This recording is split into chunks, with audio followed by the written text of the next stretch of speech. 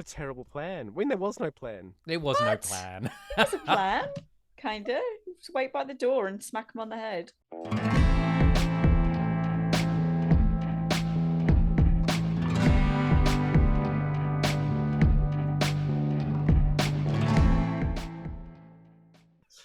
Welcome! This is the Imaginary Tavern. I am Barnaby, your DM. Beneath me are our wonderful players for Icewind, Rime of the Frostmaiden, which I'll remind you all is an environmental horror. These are our adventurers known as the Cup Flickers. Environmental horror. Welcome. Last time we were here, our lovely players were traveling from East Haven to head to Caer Dineval and Caer Konig to try and find the barracks or an outpost of Duergar who had been hoarding Shardolin, this strange new material that has been cropping up all over Icewind Dale over the last handful of years, and the Duergar seem to be hoarding. However, en route to Caer Dineval and Caer Konig, of which they need to speak to the town speakers because one of them has mysteriously vanished, they decided to take a route off the beaten path and headed down towards the lakeside, Lake Dinnershall, I believe its name is, or Dinnershire, to which they found a patchworked wizard, a little bit ramshackled, being attacked by men and women who were exposed to the elements, frostbitten, black skin, fingers from the biting cold, and were attacking him.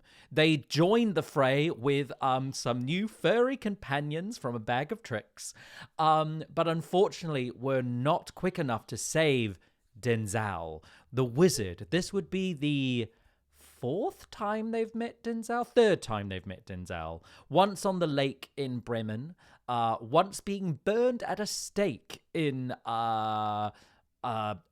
names of places. Come on, team. Anyone. Brynjander.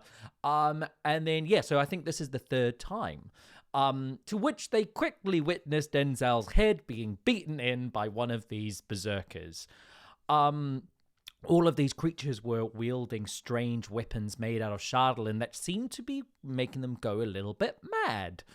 Upon inspecting the bodies, Topiary found a ring with a signet of this is a snowflake, everyone, of a snowflake,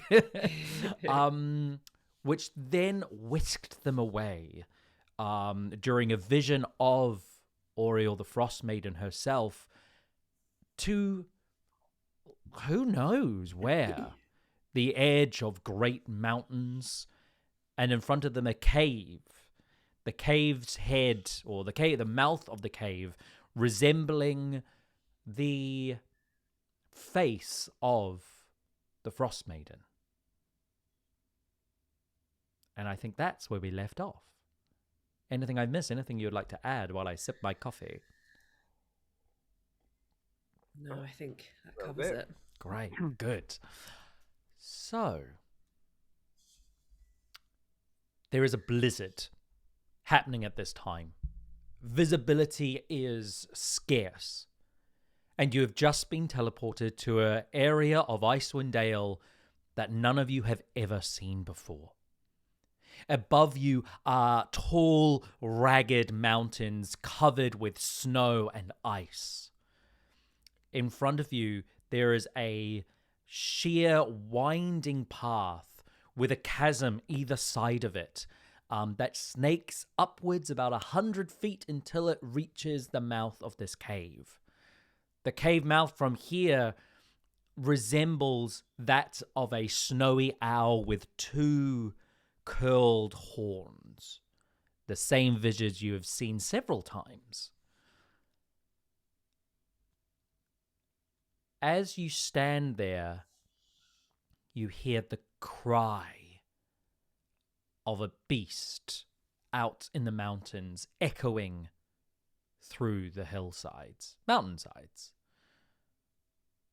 A screech.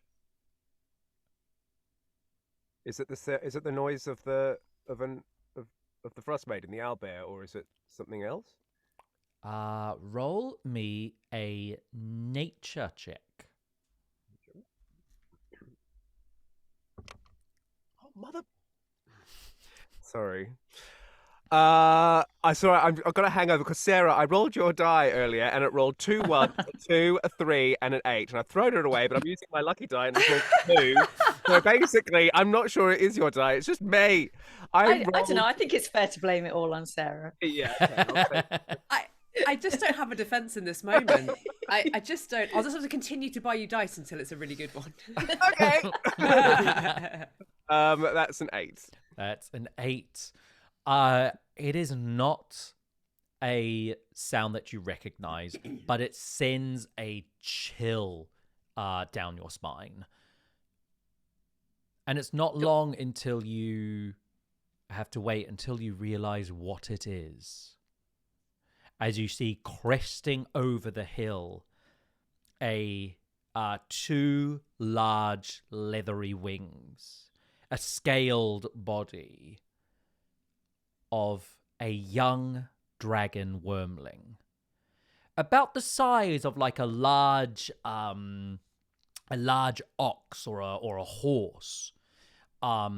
This is definitely not a full-blown dragon. This is still in its younger state. But as it comes over one of the cliffs of the mountain, it lands. And from where you're stood in the snow, you can see a faint purple glow coming from its mouth. I need everyone to roll... Actually, no. I need Pignut and Topiary to roll wisdom saving throws. Oh. Do I still have an elk? Did the elk come with us? The panther was dead. Roll me a d20. We'll say 10 or higher it is. If it's under that, it stayed behind.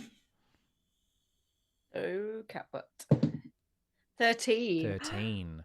So And wisdom saving, right? wisdom saving throw. 9. 16 for me. 16.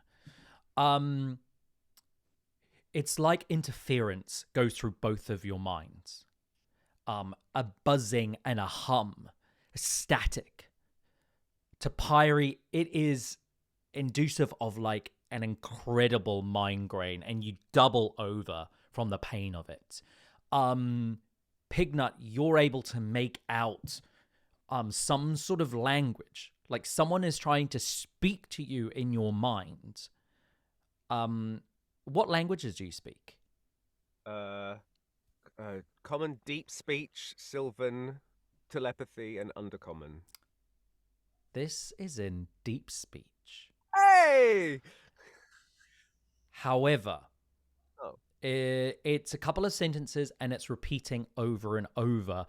But I do want to... you can either, in this moment, try and listen and figure out what it says, or you can deal with the fact that a wormling, a dragon, has just landed up on the cliffs about 300 feet.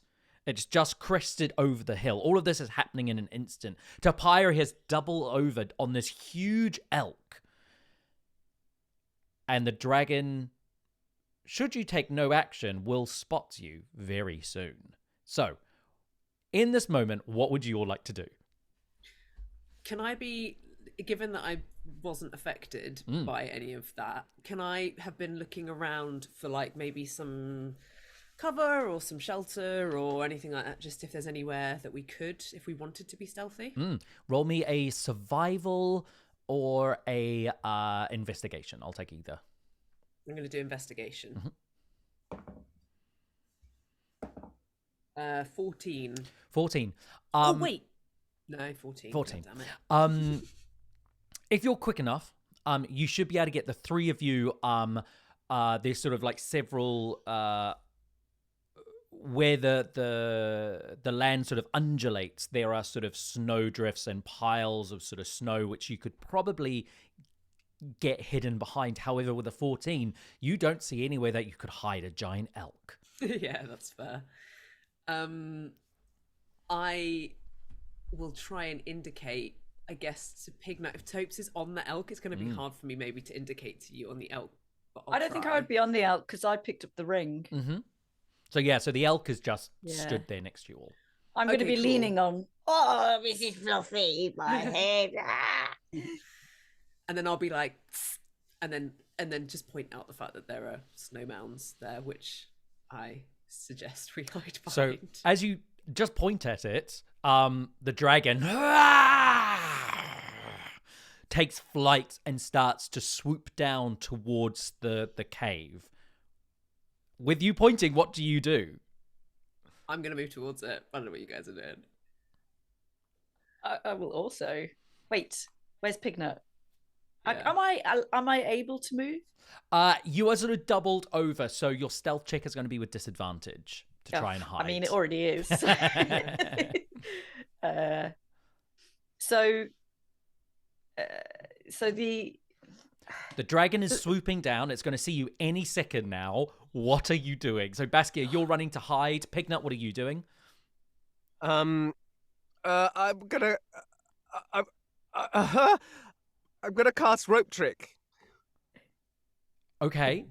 which creates like an invisible space, an extra dimensional space that we can all hide in. Okay.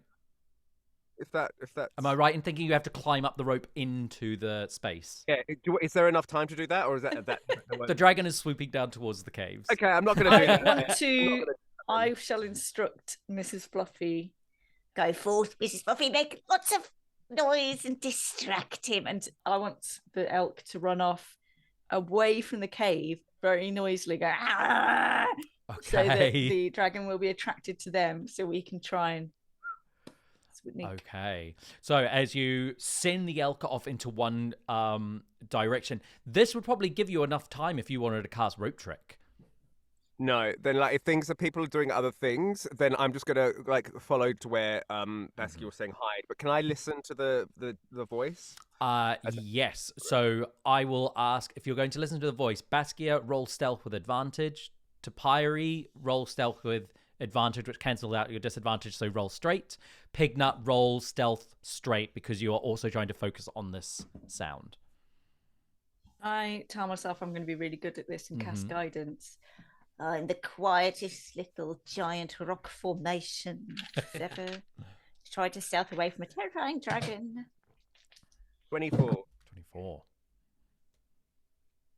Wow, So I did. Wait, no, Sorry, I've messed up. I've rolled with advantage instead of disadvantage. So just roll again. Take away whatever you rolled and just roll one dice.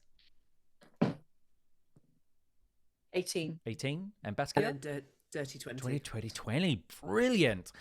You all managed to hide and tuck behind one of these big snow drifts. As the dragon wormling swoops down, it lands on the icy path. You hear rubble fall a long distance until it smashes in the ravine below, this ravine that divides you and the mouth of this cave.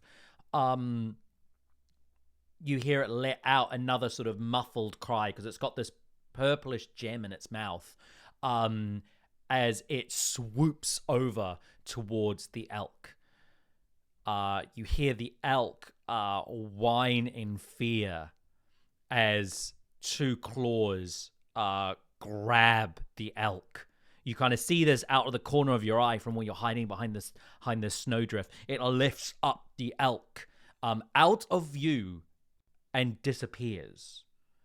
As you're where you are, you can no longer see like the mountain and the snow and the where the cave is.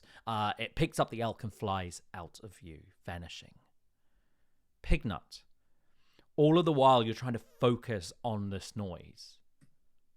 You start to hear Nautiloid down. Emergency protocols enabled. Crew safe, but vessel imperiled. Psi crystal needed. Come at once. Nautiloid down. Emergency protocols enabled. Cruiser, and it just repeats over and over. What?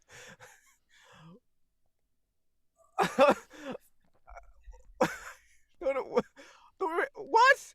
I feel like I've jumped game. And then it starts. It's like an environmental horror, Yeah. and we're suddenly in the computer game. The I'm gonna say roll me another wisdom check, just straight wisdom. 9. 9. Yeah, as after you focused on it, after the elk has kind of picked up that deep speech that you're hearing, that distress call starts to vanish and goes. And it goes back to this very faint, like a buzz within your mind. Topiary, you can still hear this buzz and this crackle. I'll just say, can everyone else hear that? Is it Nautiloid down? They sound like it sounds weird. What the hell is a nautiloid? I don't know. Nautiloid. Naughty Lloyd? Naughty Lloyd. Oh, that's what it is. It could be, couldn't it? Like, who? I wonder who he is. Maybe the dragon's called Lloyd, and he's naughty Lloyd. Naughty Lloyd needs to get out of my ears. And bring back Mrs. Fluffy. Oh, yeah, I know it's not good. Also, can I just be looking around to make sure it's not like circling back around or anything? Yeah, roll me a perception check as you poke your head out. 15? 15. As you poke out, the coast seems to be clear. There's no sign of the dragon anymore. Yeah, everything is still. I think it's gone.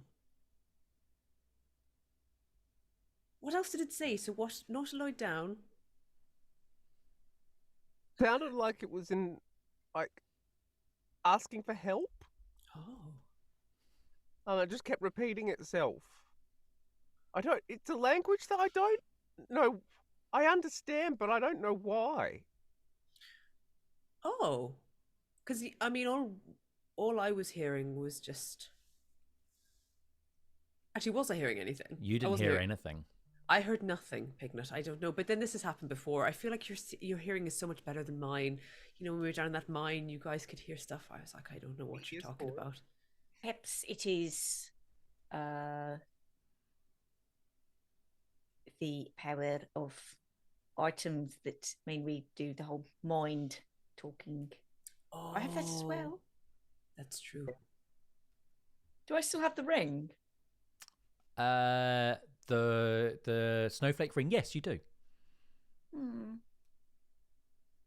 Guys, I two things. One, I really feel like I need just a little break. I'm very tapped, and also two, I can see that you guys were in pain there, and I just felt nothing, and I wonder if that's to do with the fact that Oriel, you know, pointed her little finger at me and made me cold, immune or whatever, and I just didn't have nothing impacted me at all, but I could see Topes, particularly you, were very in pain. Oh, I believe it could be a mind comes on the blink. If you want to have a rest, I will spend time working out this ring. I just want to sit with it and try and you know, find out what it's about. Absolutely. So you guys are gunning for a short rest, yeah? Yeah, that'd be good. Okay. Could I also, in this rest, just try and figure out where the hell we've been transported to? Like in 10 towns? So, just my question for you guys. Are you up against this snowbank? Are you short resting here? Or are you going to try and find somewhere else you can short rest? Or just so I get a scope of where you are in situ to this cave and this like ravine with this snaking path up to the cave mouth?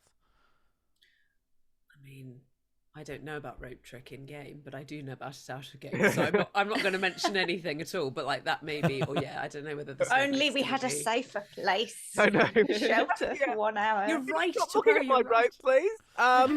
Yeah, I can cast rope trick. I could be like, oh, I learned this new trick recently. I'm gonna pull out my rope. And then I'm just gonna do a little bit of, and then it's gonna like rise up, and then we just gotta climb up, Oh my and then god. you see a lovely, lovely extra dimensional space that can hold up to 8 creatures. Well, you can fit a lot of creatures into your extra dimensional space. I Pignut. know, I'm very talented.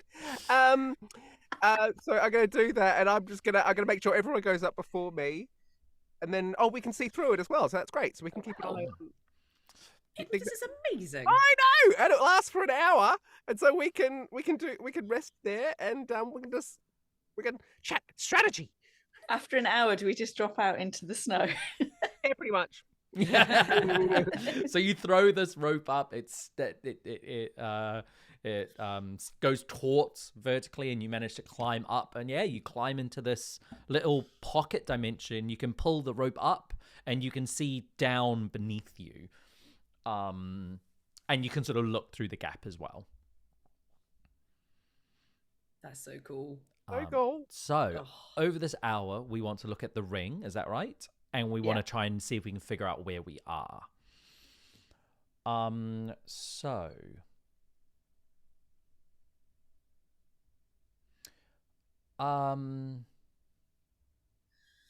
Yeah. With the ring, could you roll me a...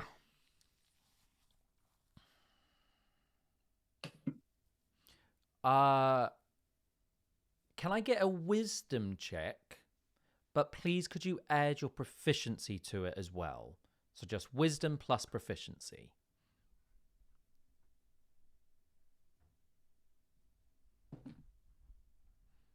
I got cat face.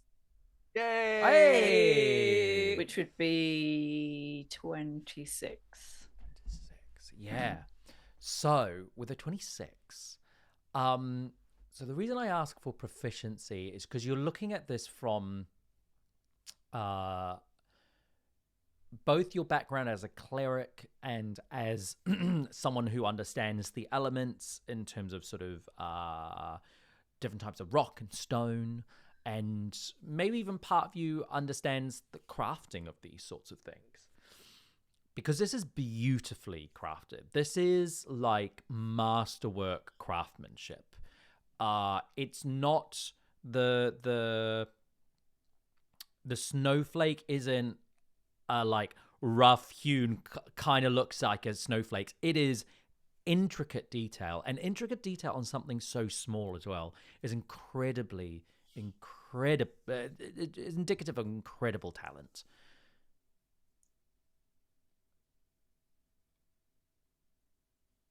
It is the symbol of the Frostmaiden as well. It doesn't seem to hold any magical properties, but there is this faint air that it's been touched by a divine source.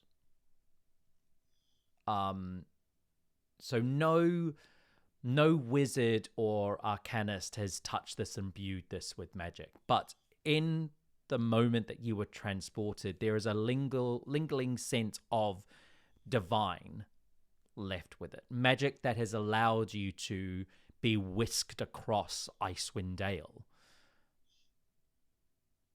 So you learn touched by the divine, crafted by a master craftsman. It's a beautiful ring. And you know what? I'm also going to say it is Shardolin.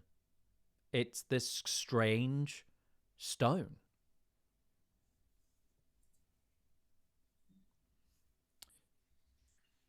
I'm not sure if I want to put it on.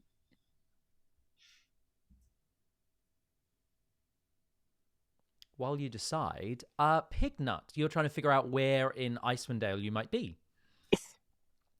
As you sort of peek down through the hole, probably upside down, and sort of doing a 360 of the area you're in, could you roll me a survival check, please? 18. Mm-hmm. Actually, can I, or just in case, I'm gonna do a knowledge from a past life. I'm going to add a d6 to the check. Mm-hmm. Plus 3, so 21. 21. You know of only one. As you look out, this isn't one mountain. This is a mountain range.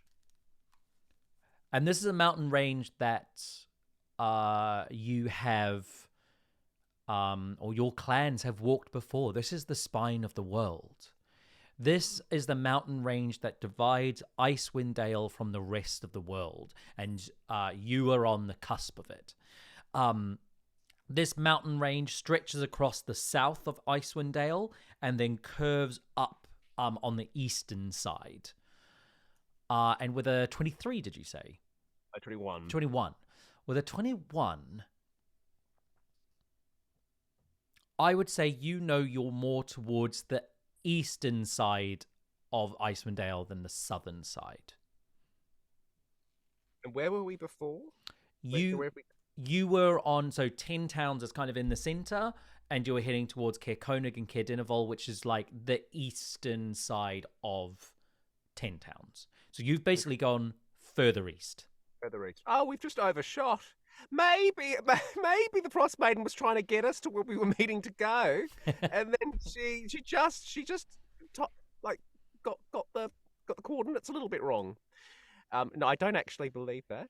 Pignut, I'm very proud of you. Well done. I know. Well, I'm still confused about who this Frostmaiden is, especially like if Granny Topes trusts her, and like she's blessed you, and like who is she, and why she brought us here, and why we're here. It's okay. Like stroke your head. And why I can understand things like who's Naughty Lloyd, and I know. It's a lot going on. Though, I don't know if we do trust the Frostmaiden, and I'll just cast a little side eye at Topiary and see how you're reacting to that. Yeah. Are we sure that we do trust her? I mean, I don't know. Like, it's very helpful not to be able to feel the cold and everything, but I don't know. All of her followers keep trying to kill us. I know, and she like held me against my will. I would say that they are blasphemers, not followers.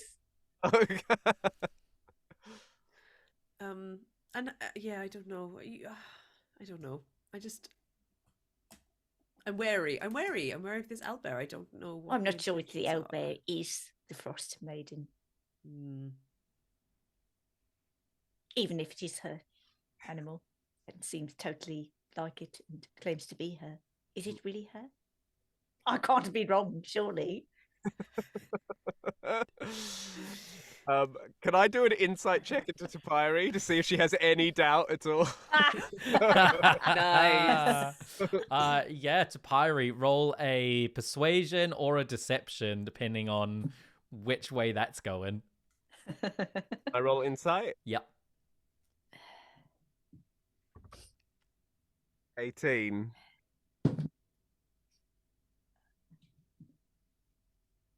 12.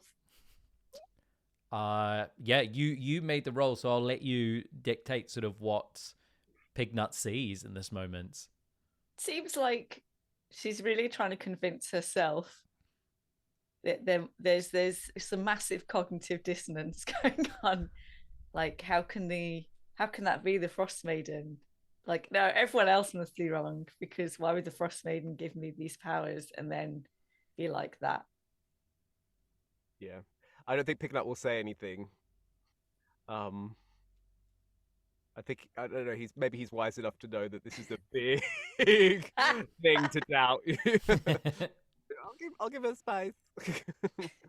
But could I also could I try and identify where that noise was coming from? Where this Naughty Lloyd? Naughty Lloyd. Actually, funny enough, when you stepped into your extra-dimensional space, the buzzing, which has been in your mind for quite a while, vanishes. Oh. Okay, so I can't. Yeah. Oh. So in here, it doesn't. It's not there. So that's buzzing that you got all that time ago, which was when you were in Tourmaline and you were in the mine and you got that gem, that's kind of when this buzzing has started. And this is like the first moment of kind of like reprieve from it.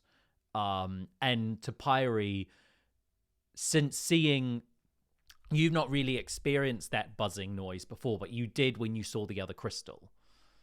And then you got sort of a shock of this kind of garbled speak and interference.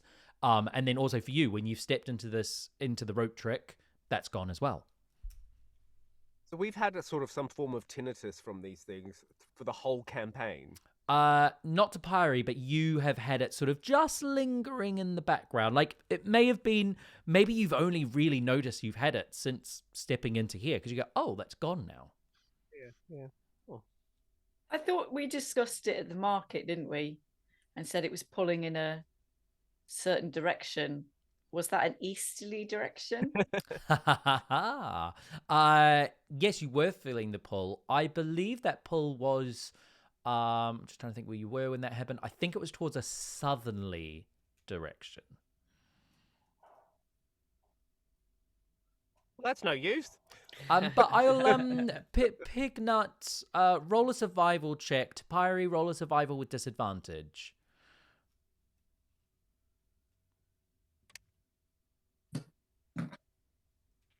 24. Mm-hmm. Oh, wow, I got 2 7s. That's weird. 13. 13. When you were sort of overstimulated by the interference to Topiary to kind of feel that pull, but when you saw that second crystal, you got the shock and the pull of it stronger than you've ever felt. From your location, it was pulling in a westerly direction. So kind of along the spine of the world.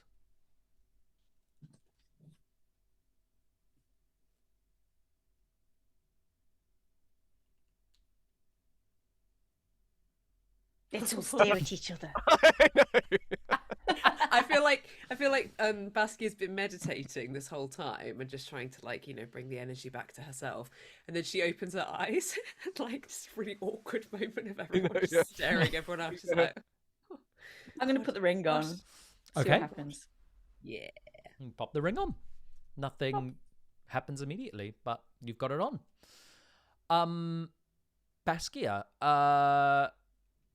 is there anything that you do other than sort of focusing on a long rest? No, I did briefly contemplate helping Pignut with the survival, but then it was too late. So, you know, in game, I feel like she looked at him hanging out the door and just thought, oh, I just don't have the energy for this today. Fair enough. So no, she doesn't really have the experience of this kind of stuff, to be honest. Cool. So as as your spell comes to a close, you complete your your short rest. So mark off whatever you get for a short rest.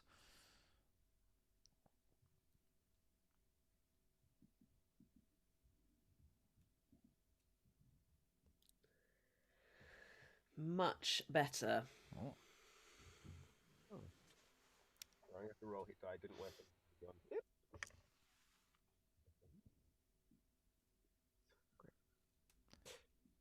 Fab. So as you climb back down the rope trick before it vanishes and kicks you all out, you now know that you're somewhere along the spine of the world. Out to the west, you will find 10 towns again. Who knows where you would intercept a road or one of the lakes. If you continue along the mountain range, you may encounter... and when you get out of the hole, this buzzing comes back. Stronger than it has ever been. If you were to follow that sort of pull, that will take you along the spine of the world. Or you could go off in another random direction, or you have this cave in front of you. So, Cup Flickers, what do you do Well, like the spine of the world is also it's ringing a bell for Pignut in terms of something about his history. And sorry, it's just been so long since this information was given to me.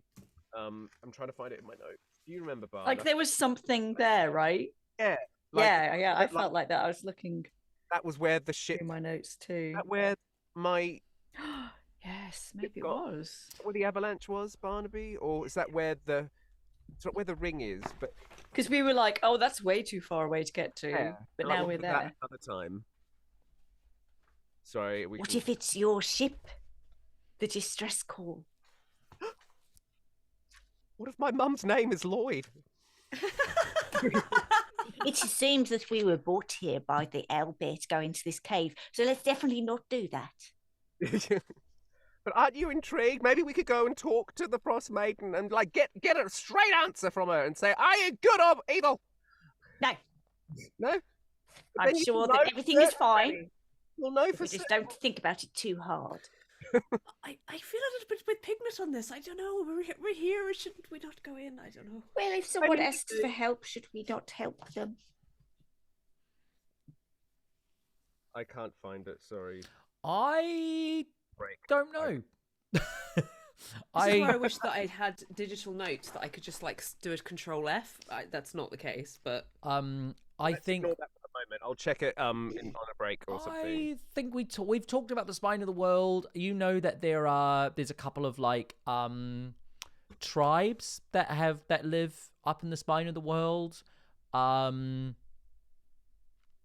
I think the only thing we've said is that maybe when you were that buzzing, that was pulling you towards the south, towards the spine of the world. The ship, the Dark Duchess, I believe you know where it is, or roughly whereabouts. That would be on the edge of the Sea of Moving Ice, out to the west. Maybe that's what I'm getting confused with. Yeah, so the Sea of Moving Ice out to the west, which you would know roughly how to get to from your past Pignuts. And like generally everyone knows it's out towards the west, so it's the sea, so you kind of walk in that direction, you'll eventually hit it. But yeah. All right. Well, I think we should probably go and look into that cave then. Don't you think, Granny Topes? Then you'll know for certain where the Frostmaiden. We can figure out for sure what she wants with us. All right. At least we can shelter. Yeah, at the very least. But I would also like to keep an ear out for this buzz. Try and figure out where the buzzing's coming from in here. If Yeah. it's coming from the cave or from the dragon and the gem that he was the gem similar to the one that I gave Granny Topes? It is. It's that same purpley pinkish hue. Do I think it came from there then? Or at least that's like a transmitter or something. I don't think Pignut knows what that word means. Oh, mystery. So Okay, let's go to the cave first and foremost. all right. As you make your way towards the cave, you hit the edge of this ravine, and spread across this ravine, which is about 60 feet across, and it goes up about 40, 50 feet to where this cave mouth is this narrow, winding path covered with snow, sheer cliffs either side, icicles hanging off the edge of the cliffs, and it snakes upwards towards this cave mouth. As you start making your way along this narrow path, you can see this cave mouth comes more into view. It's made out of carved stone and wood, and the detail of it is amazing. You can see carved feathers that make up a lot of the face. You see sort of sharp teeth, stones which have been embedded into the ground to make a toothy more. Parts of the cliffside have been carved away to enable these large sort of circular ram horns. And the eyes, where the eyes are, there are these glistening orbs of something. As you're wandering along the cliffside, could I get up this path? Who's leading this? It's always Topes, but maybe not Yeah. this time. She doesn't want to go in. But like No, usually, no, I'm cool. You I'm sure? good. Yeah. Yeah. So as you're leading the charge, could I get a perception check? 6. Great. The cliffs are incredibly sheer, either side of you, and disappear into sort of, well, you can see the bottom like 60, 80 feet down, craggy earth and stone. A fall down could be fatal. You would, sustain fall damage, but also you'd be landing on like jagged rocks and stuff. You can't quite see sort of what's down the base there. But yeah, not nice down either side. As you continue your approach, and it's hard to do any sort of like stealthy approach. There's nothing to hide behind. But you eventually reach the mouth of the cave. You can see some of the carvings are sort of bits of wood which has been fastened to the cliffside to make teeth or feathers. And inside the cave is completely dark. There is no light within the cave that you can see. What do I think the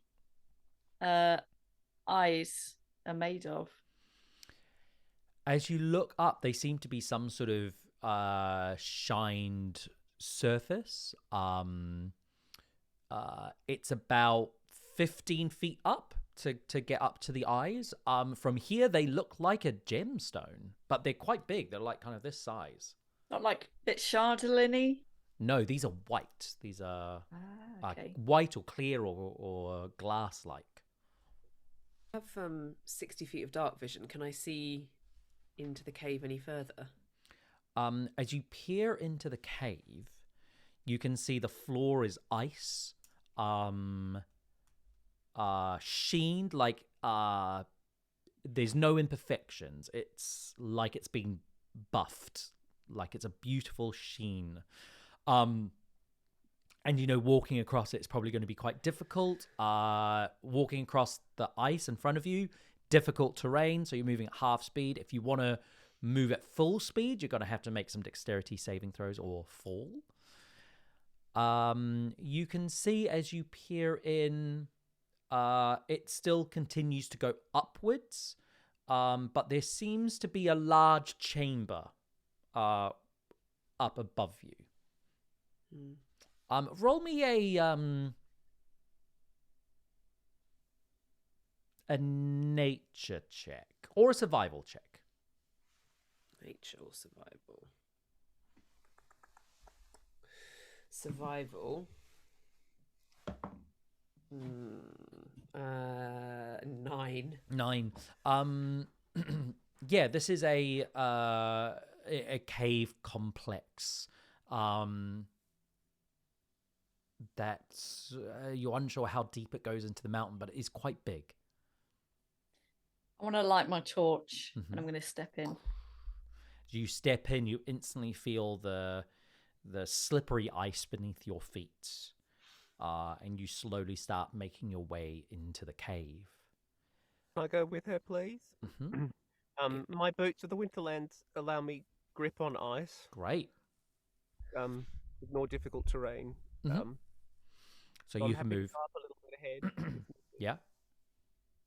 Can I... because I have the mobile... let's see, I get confused about this sometimes. Sorry. I've got the mobile feat. Yeah. So it says on dash, no penalty on difficult terrain. And would that apply for normal? And also I've got earth walk, so I can move across difficult terrain made of earth or stone. There, that wouldn't work, 'cause it's ice. No. But would my no penalty on difficult terrain from mobile apply? I think when you choose to dash, I think yes, Okay. it will. I think maybe like narratively and mechanically, it's generally you dash when you're in a moment of like peril or you need to get somewhere or a moment of action. So I think maybe when you're moving slowly, you're taking. It's basically like you can move slow and be fine. Or you can move really quick and you can use the momentum of the ice to like push you forward. But if you're anywhere in between that, you're on shaky ground. Does that make sense? Is that fair? Yeah. Yeah. Right. Cool. All right. Lovely. So you start wandering in this cave. Pignut, you're a bit ahead of the crowd, maybe on the cusp of the light, so you're a little bit hidden in the darkness. And you head into this sort of main large chamber. It's about 60 feet across, huge ceiling above you of sort of stalactites and or mites, whichever one hang from the ceiling of stone. You can see to your left, the cave continues to go upwards on this shiny floor of ice. And there seems to be several other tunnels that go off.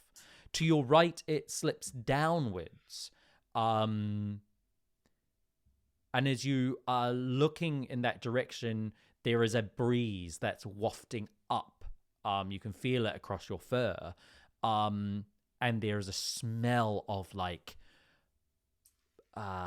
blood and waste and rot coming from that direction. You also notice in front of you on the opposite side, there are two carved out large indents in the wall with metal bars across them, creating two cells. Can we go have a real good look at the cells? Yeah. As you make your way across the cave to these two cells at the far side, you instantly, what you see is what would it be? Piles of snow are sort of piled up in each of these cells, with compacted centers. Like it's almost like it's like a volcano. Like they sort of go up, and then there's like a dip in the center, which is all compacted. There's a smattering of like stones, as well as eggshell. A lot of eggshell in both of these cells.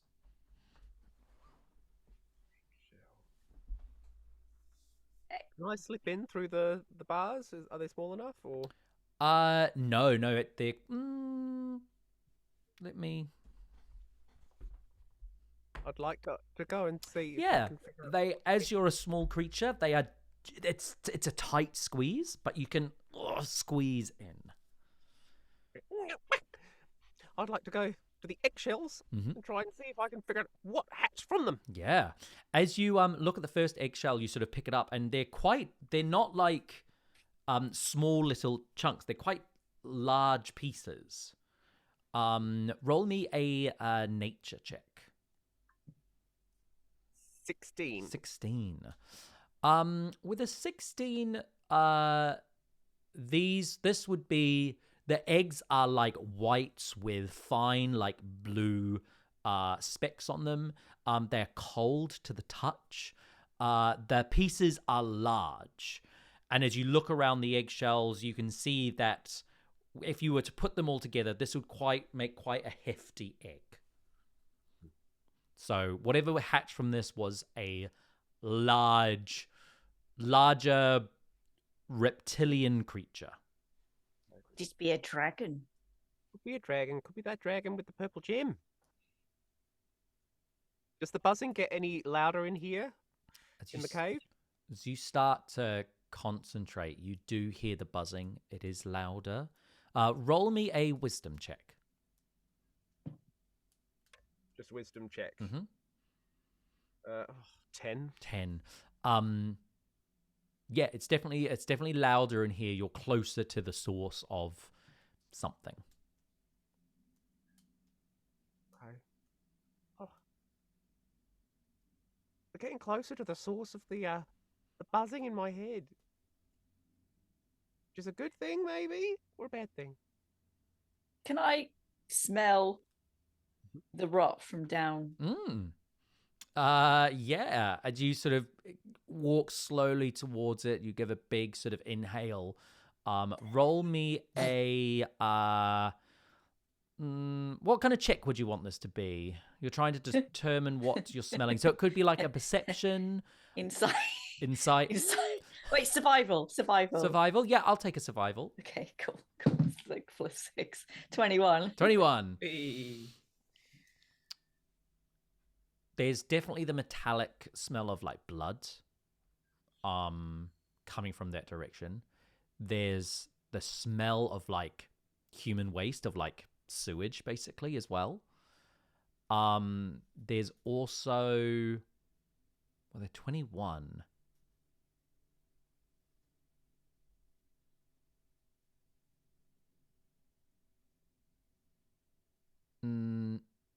I think you hear, as you're sort of spending some time there trying to figure out. So it's like waste and blood, and there's it's like some sort of, for lack of a better word that I can think of, a dumping ground. But you can also hear the faint, deep breathing, even a slight snore of something coming from down there. All right.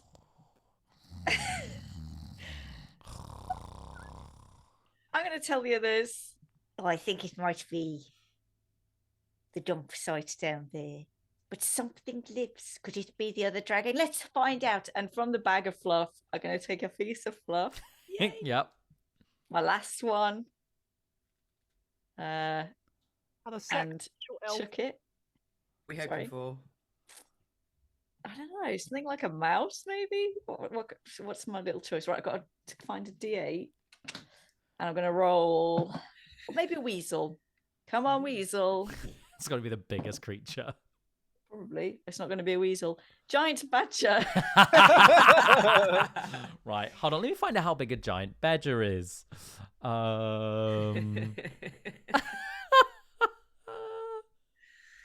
could burrow, though. That could be helpful. What are you going to name this one, Granny? Telepathically. Big Badge. Oh, it's got keen smell. And it's got dark vision. And Yeah, so medium beast. So it's like the size of like a cow. This badger. It speaks no languages. Go forth, beach badge, and have a sniff around downstairs, and whatever you find, give it a poke with your nose. And we will listen here. Okay. So as you... Or should someone who's very stealthy go and follow at a distance to see what happens? Yeah. I'll do that. All right, Pignut, I trust you. I'll stay up here. You can, I don't know if you can communicate with me through mind. I can only do it 30 feet. I can do it 60 feet, which is... Right, well, it should be fine. Off you pop.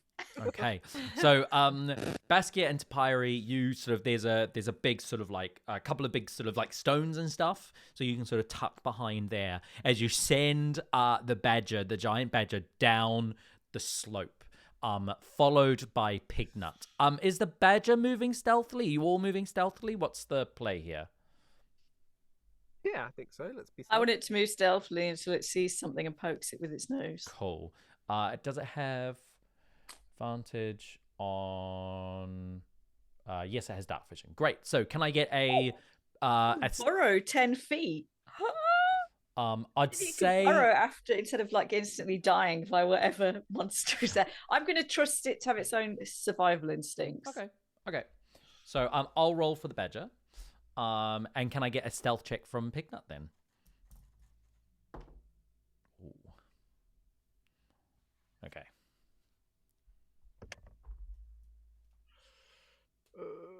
17. 17.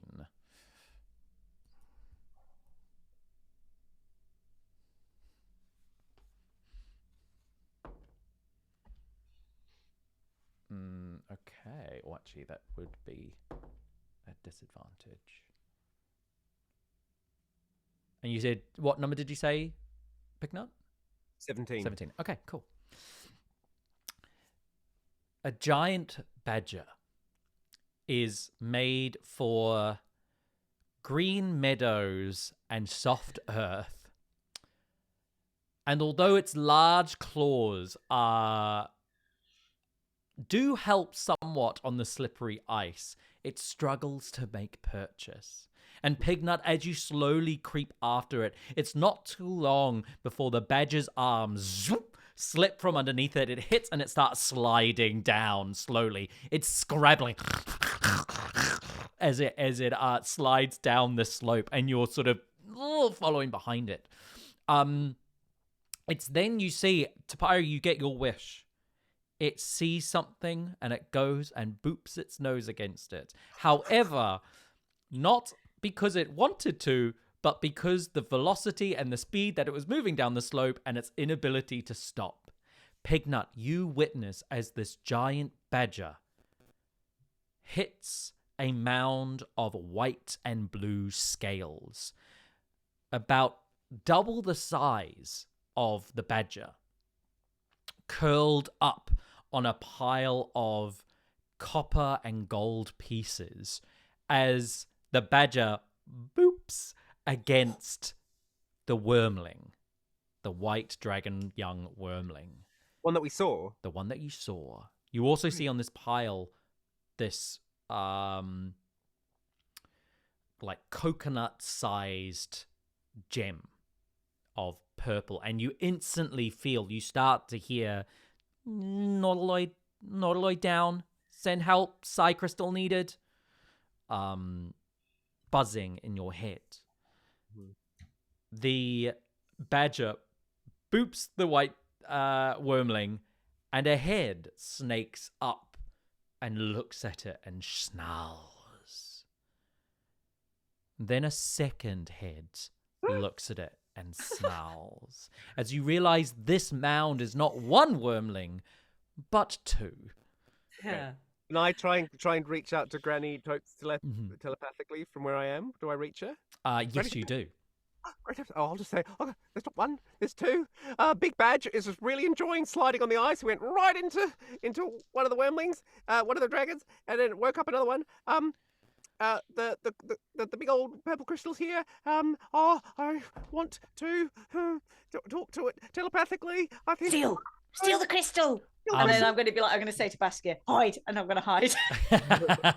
As you are saying this, the two wormling dragons open their mouths, and a font of ice and snow come out at the badger, and it takes. Badge. This is the horror aspect of I love having these animals. I know, just killing them. Yeah, but come on, I'm not going to use them usefully. They'd be far too OP if I use them usefully.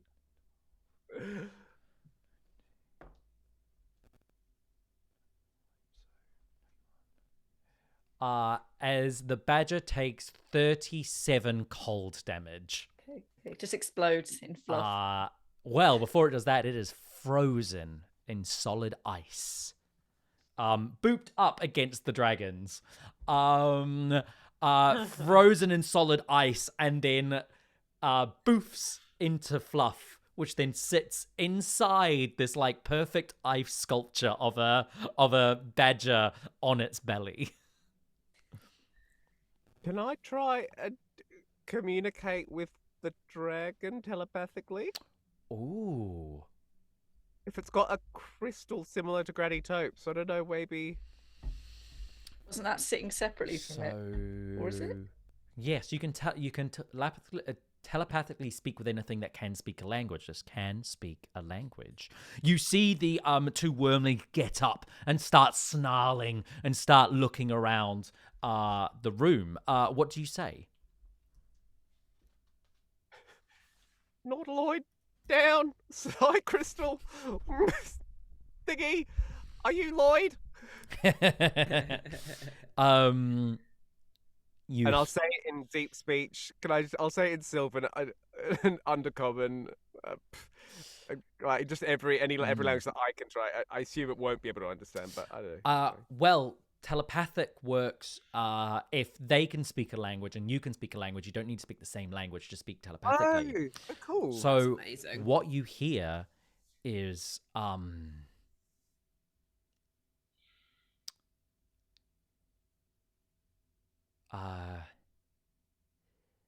you are not the shaman.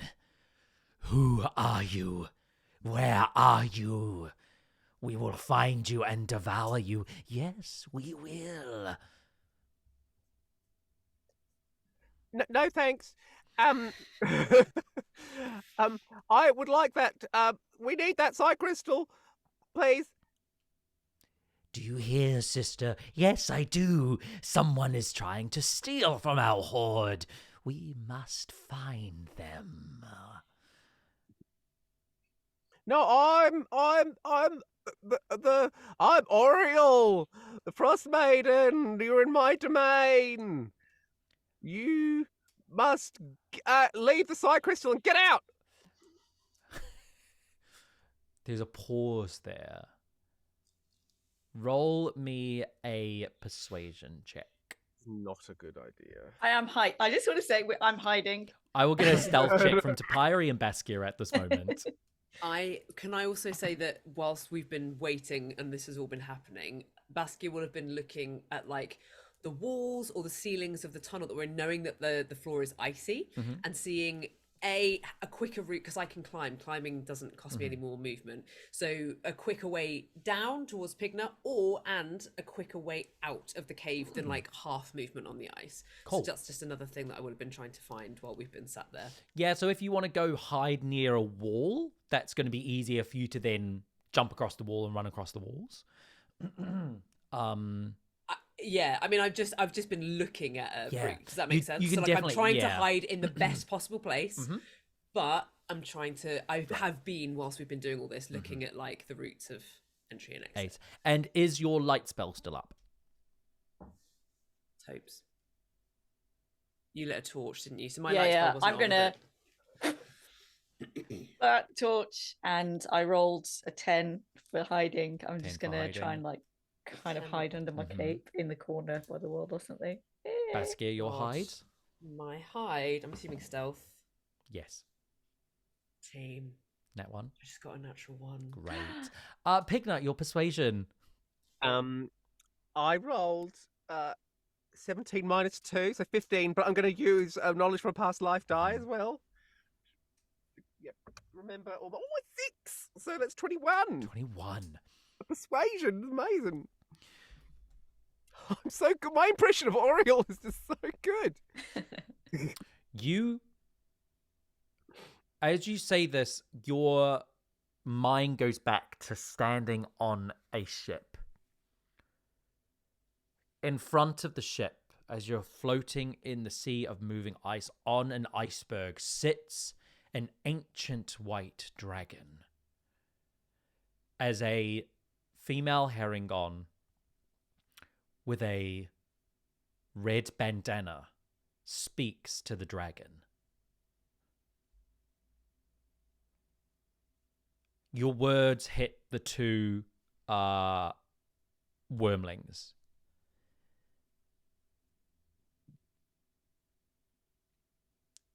I'm just going to roll up a set.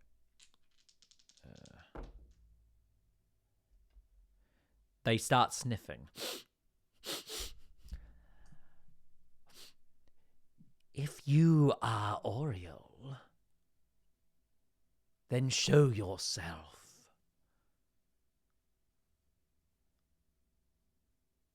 And why have you chosen to come to us and not to the shaman?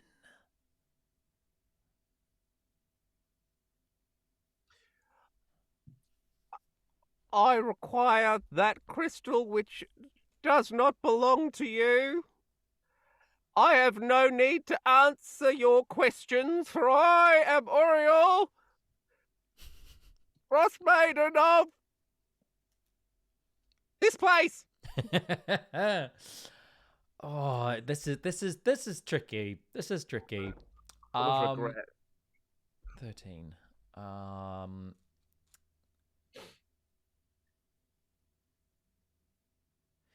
What use does Oriol have with our horde?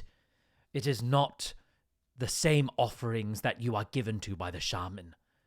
Why would you want our gold and our gems? Do not require your gold and your gems. Require the crystal. And that is all. And I shall let you live. I feel like to make this work, because I want it to work, but I feel like there needs to be some. I think in this moment they are not 100% convinced. Well, yeah, fair enough. Pignut's So, fucking voice. I think that at this stage this is going to fail unless there is something you can do that would give them some sort of evidence that Oriol's presence is here more than a voice. Oh fuck. Come on, Mark. I haven't got anything. I've got nothing. Come on, Mark. Yeah. Should I throw out a good lettuce? I don't think it's gonna work. I will.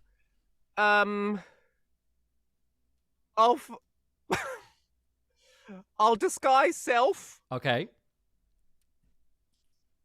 Can I disguise myself as? No, I can't. I can't be like. Oh, Mark. You got this. I can't disguise myself as like a little owl bear. Yeah. Can I? I'd say Okay. it's a humanoid shape. You're making yourself look like. Are you trying to make yourself like a small version of Oriol? Yes. Great. Owl, I mean, can I owl metagame? face with the horns, with the icy cape. Mhm. Maybe you could shine a light behind yourself and be a small owlbear with a big shadow. I don't have a light. I don't have a light. But that's okay because my presence is big enough. So you make yourself look like a miniature version of Oriol, and you step out into the cave with the two wormlings. Ready to run into the shadows to become invisible at a moment's notice. Right. You step out. It is. Well, they have dark vision. You have dark vision, so you can all see. You step out as Oriol. They look at you for a moment. They're going to roll a couple of checks. Is there anything you say as you step out?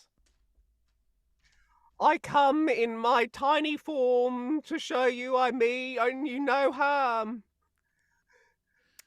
You do not want me to take on my giant form. Cool. They're going to roll intelligence checks with advantage. Come on. I hope they're stupid. This is all happening telepathically, isn't it? I'm just debating. I Yeah. just don't know how much You- Baskia knows of what's going on. Can okay. I hear him doing anything? If Pignut has opened up the telecommunication to thing as well, so you can hear this. Then I will use. Anything. Oh no, I can't. How far away from me are you? Okay. It's like map. So stupid. I love it. Sorry. No, don't be not sorry at all. 10, 20, 30.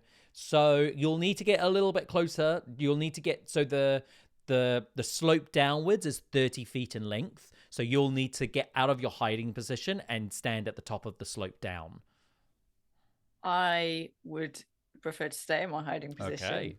and cast thaumaturgy to cast a sound from a place within 30 meters. So it'll be at the 30-meter Uh-huh. point close to him, Mhm. like a rumble, Mhm. like a great loud rumble, or Mhm. like Kind of like a rumble but mixed with the sound of icy winds.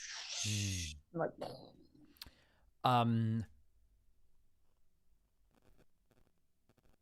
I think what happens is, as that happens and as you are announcing yourself, one of the wormlings stands forward and moves forward a little bit.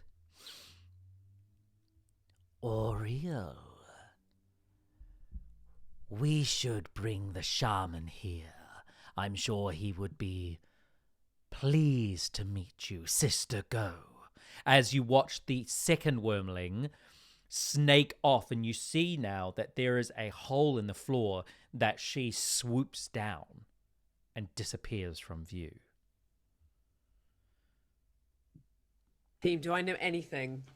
Like, have you opened up to me? Because I'm just hidden. I don't know what's happening, but I want to help. Like, I would say at this point, because lots is happening all at once, you're trying to figure out what's going on, and you step out of your hiding position with this natural one. And it is that moment that you see the flicker of torchlight coming behind you.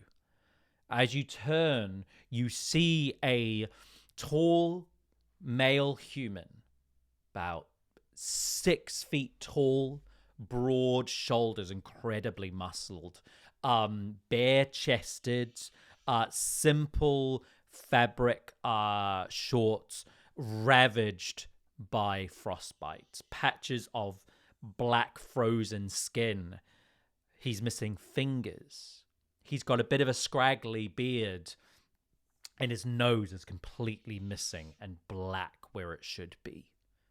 And he holds a torch up and he looks at you.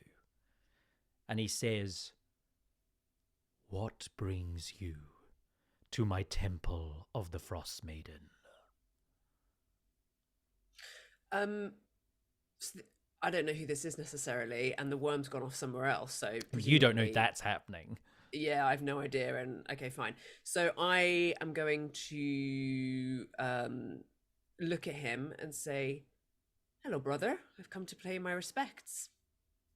Given that I'm a midwinter child, I'm leaning into that. Yes, I like it. And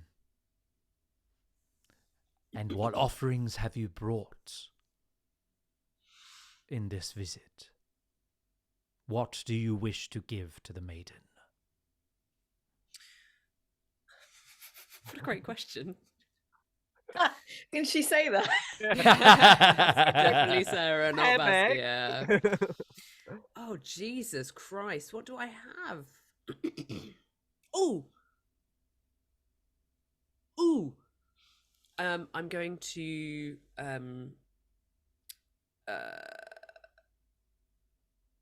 grab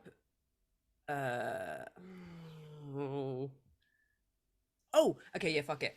I'm gonna grab a pouch of the yellowish dust that we got from the Icewind back on the tundra, or wherever not on the tundra, it wasn't the tundra, it was like some before we went up the mountain. There was like a bag of yellowish dust that these two were trying to eat. Yep. From the thing that the druid that we killed with the horns. I remember, yeah. And I'm going to say, I've come to bring this. And I wish to receive strength from the Frostmaiden in order to avenge one of our other sisters who was killed on the whatever that place was that we found it. Okay.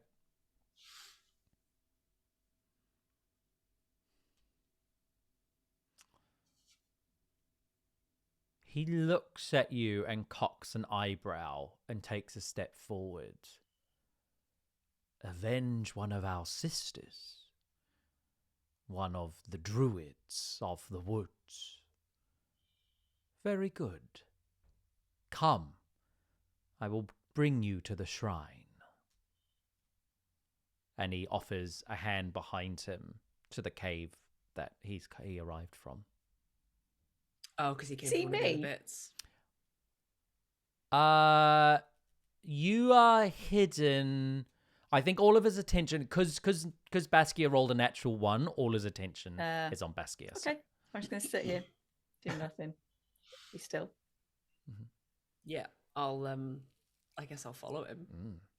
As he does that and offers behind him, you hear a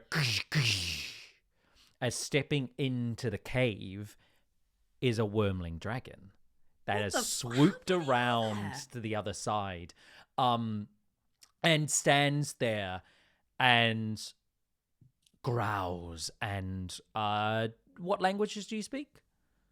I speak Dwarvish and Elvish. Topiary? I speak common, gnomish, primordial telepathy.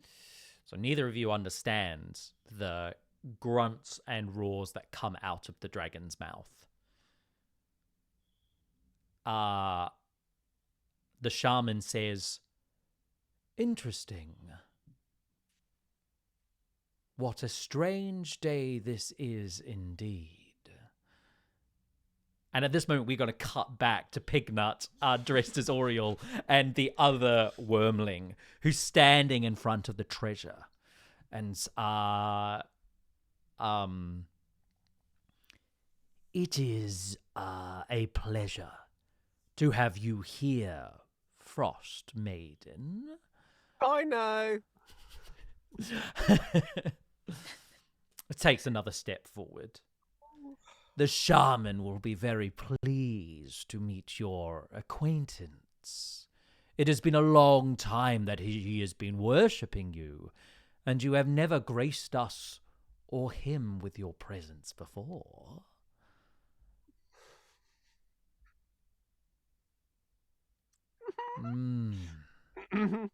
That cold silence, yes, that is the communication that we are accustomed to. So creeps forward. Oh, I'm a very busy person, so I can't be gallivanting all over the place. Loads of people worship me. Of course, you spend most your evenings gallivanting across the sky, Yes. ensuring the darkness remains. Now, that's about 15 feet from you at this point. Is it? Okay, I'll go for a little wander. Maybe towards a little side crystal.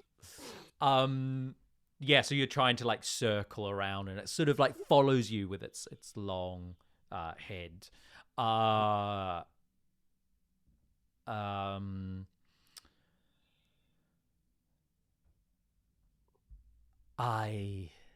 think that perhaps this charade should finish, don't you think, Frostmaiden? If the thing says charade, Uh-huh. then yeah, I'm just gonna. If the crystal's within reach, can I try and just grab it and run into the? It's like 30 feet from you. Ah, fuck. All right. Well then, no. Like, I don't think you've quite... I mean, you could keep chatting and see if... Small proof. As soon as he says charade, I feel like the game. Pignut doesn't feel like he's doing a good job anyway. Okay. Like, neither does Mark. So I think I'm just gonna like telepathically go, the game's up to Granny Topes and maybe Baskia if she's within. Yeah. I think Baskia, you are just within range, so you hear the game is up. Topiary, you hear this as well. When I hear that, I want to cast Bane on the dragon and the dude, so it's second level. Okay. Christmas save of 14. I believe Bane, as a first level spell, you get to pick 3 creatures. Is that right? Hold on. Yes, sorry. Yeah. What an idiot. I'm going to cast it at first level. So I'm going to say where you are, you can see the 2 wormlings. If you run out to expose yourself, you could see the 2 wormlings and the shaman. If you stay in your hiding space, you'll only see 1 wormling and the shaman. Would I get them all within 30 feet then? Yeah, I'm going to say you can. Right, yeah, I'm going to run out Yeah. and be like, I, who have been sent by the Frostmaiden, will take control of the situation. How dare you defy us? and cast a little trickle of blood will come down my nose with all the exertion, then cast Bane. Brilliant. So for the shaman, rolls it's a charisma save, yeah? Yep. 15. Damn.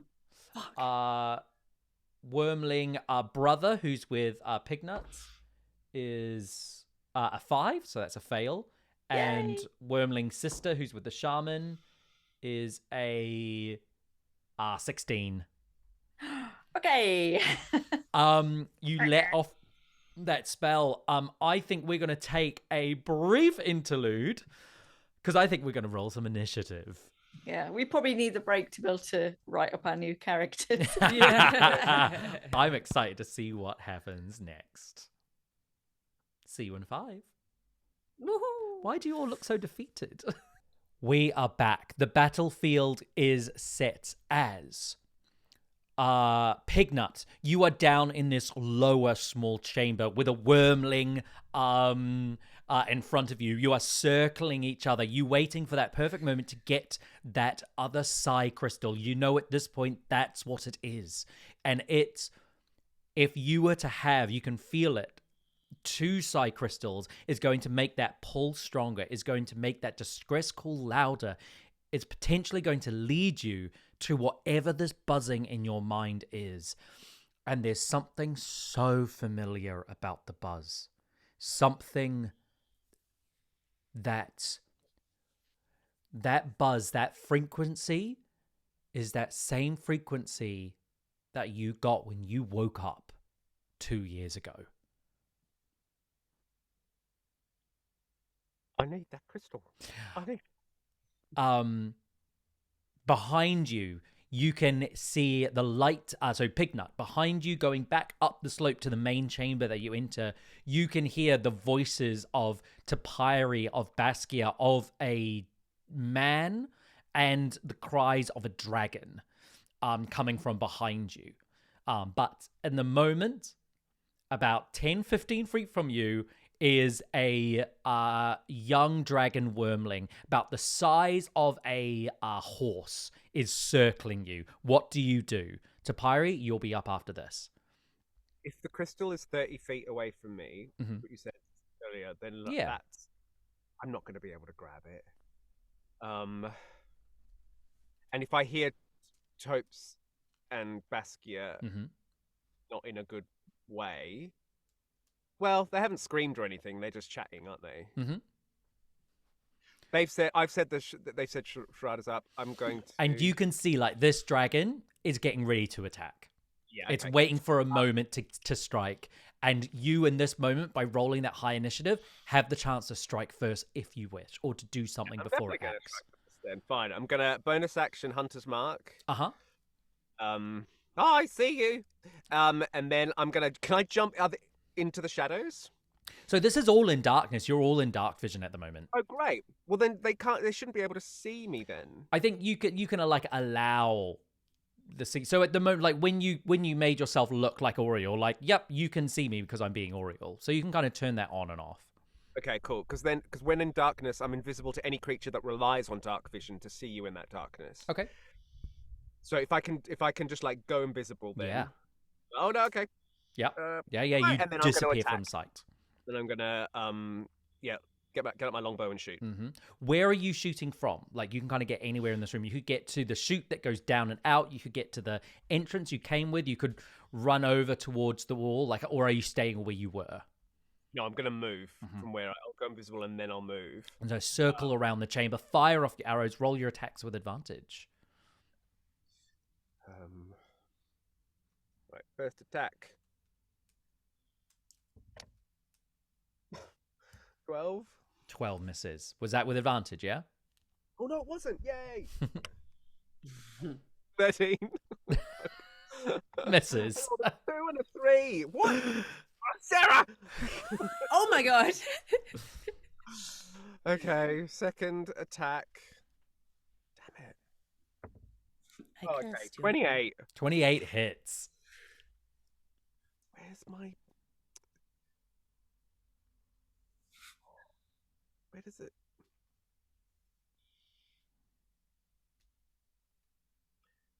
Okay, an extra 1d8. Okay, so that's 6 plus 5, 11 plus 2, 13 plus 6. That's 19. 19 points of damage. Jeez. And then I'm gonna make it. And another. One more attack. which is part of the. Fine. Yep. Yeah. You fire off first arrow, woof, flies over. Second one hits it in its side. It turns its head and looks into the direction the arrow came from. Final arrow. 29. 21 hits. Come on. And then with. Yeah, max damage. So 8 plus 6 is 14 plus 5, so another 19. 19. Whoa. Oh, I have to do proper math now.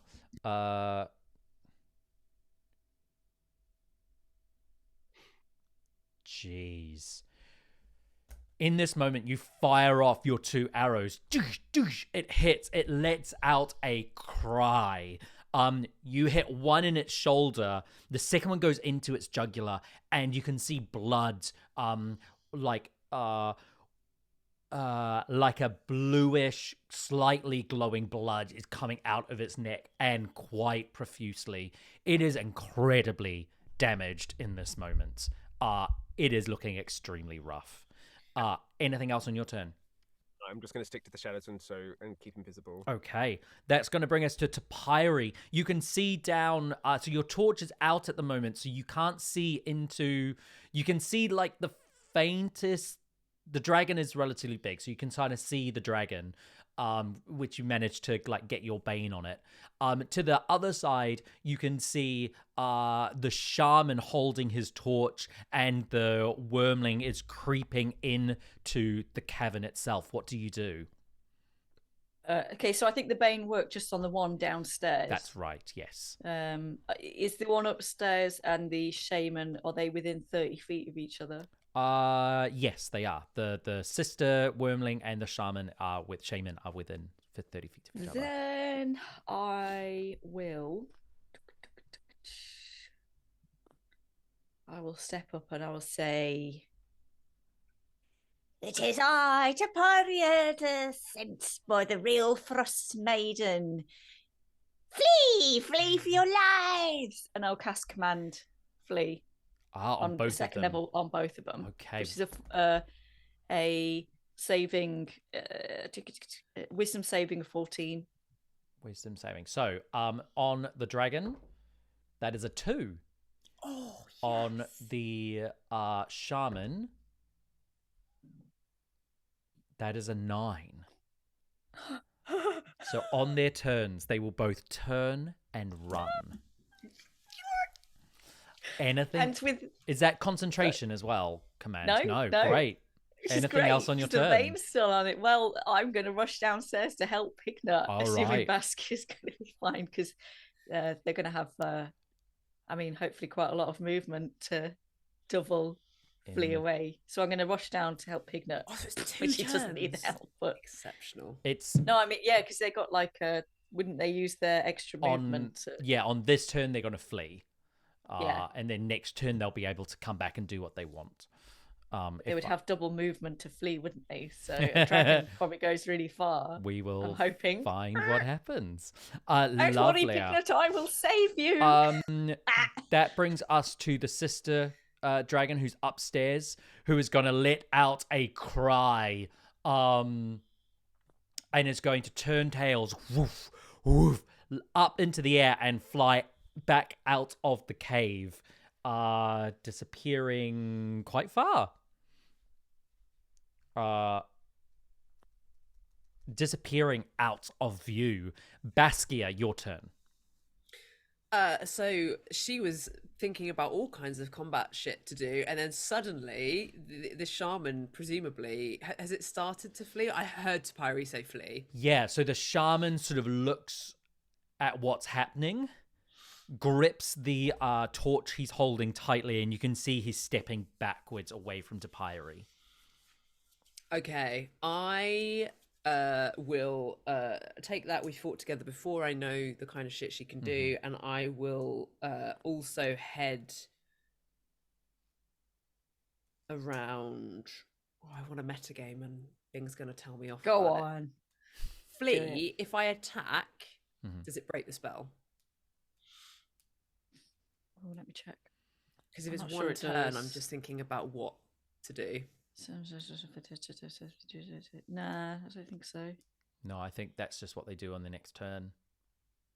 So basically, that's it. So even if I hit someone at this point, Yeah, it's not like fear or anything that's they're going to get a save against it. I think, yeah, so you can do what you want.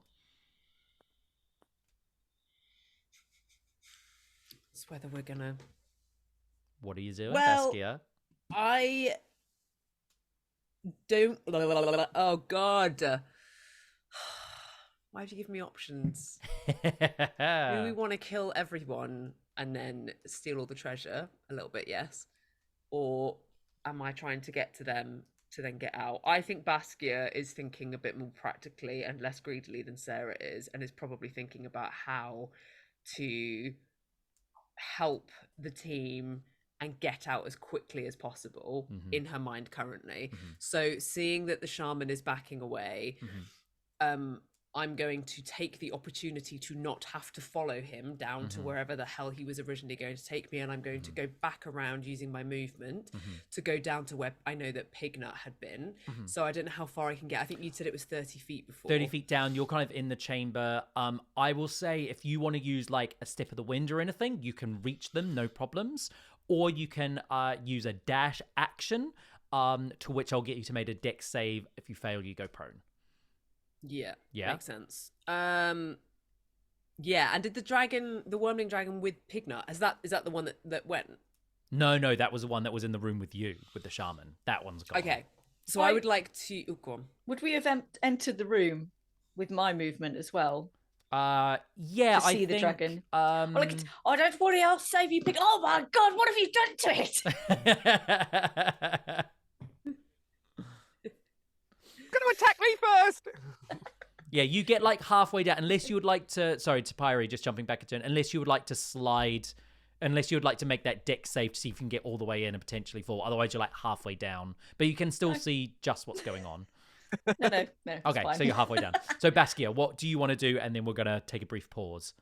I want to go 40 feet, but I want to try and avoid the ice using the climbing walls and stuff I was stuff? talking to you about. Yeah. Perfect. So I want to move 40 feet as just my movement. So I'll say you get to where Topes is. I think that would be fair. Okay. And so that's not within melee. That's No. like just like around. That's fine. I will then. I'm gonna use. How far away is it? Like, is it 15 feet away from me? Probably closer to like 20, 25 feet. What are you thinking of doing? I was just gonna do a kind of cold situation, but I won't do that. I will. I will say to get that. If you want to do that, you need to roll me a dex save. Roll me a dex an acrobatics check. If you roll above an 18, I will let you get close enough to do that. Not quite. 14, 15, 16. So not 16. quite. 16. So yeah, you get as In close which as case, Topiary. I will just use a key point and do Step of the Wind and get closer so that I can Okay. attack it with a melee attack. Great. That's my plan. I'm going to do that Because you've now. not used your action, have you? No, I just used movement. I'm now Great. going to use my bonus action Step of the Wind for a key Great. point. Yep. And then I will roll an attack to hit it. Climbing across the walls, avoiding the ice, leaping off the wall over to Pyre down to land a punch on or a sword onto the wormling. Dirty 20? Dirty 20 hits. Woo! That is 7 points of slashing damage. I would quite like to try and do Stunning Strike, because that seems like a good idea. Roll me an insight. Oh, okay. 18 plus 5. I can also roll again, but that feels like that's high enough. No, as you strike down your first one, you can see it was rearing back. It was going to. You see ice begin to form around its maw, darting around looking for where Pignut is. However, with Topiary and yourself running down, it's turned its head and it's about to release a cone of cold, a frost breath out in your direction. However, you see getting your blade into its neck, halting that, your blade goes ice cold, and as you pull it out, the neck goes limp and the wormling falls to the ground dead. Baskia, as you this could be such a funny cut. Yeah, it's a bit, isn't it? Wait. Never mind. Baskia, as you draw your sword out of the creature's neck, it falls dead to the ground. You've got one more attack. Is there anything else you want to do on your turn? No, I think if we're all now in the same vicinity, I will just take this time to say, get whatever you can. We need the crystal. Let's go. So I'm going to briefly, I think, take us out of initiative, because actually at the moment, Shaman is running away, as well as the sister wormling. So you've got a brief respite from combat. If we fall back into combat, we're going to fall back into this initiative. So is it probably at the top of the round with Pignut? So in this brief, you can all basically have a round of actions and movements at this moment. What are you all doing? So I've just said that. And it is, you are in darkness again. There is no light. Oh, Topes. Oh, damn. I've left my thing upstairs. I can cast. Oh, no. I cast off a faint light because of the thing I carry. My mind ready thing. Oh, perfect. I forgot about that. Yeah, so you can now see this pinky purplish light from the Psy crystal is the same as the gem, although it's a lot fainter, the one that's sitting on this pile of silver and copper pieces. It is a tiny dragon's hoard because these are two tiny dragons. You can also see piled up on the hoard is... let me just remind myself.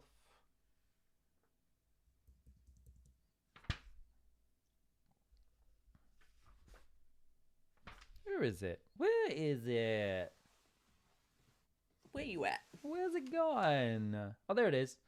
You can also see there's a scroll case. There's a leather satchel, folded over a couple of times with a bit of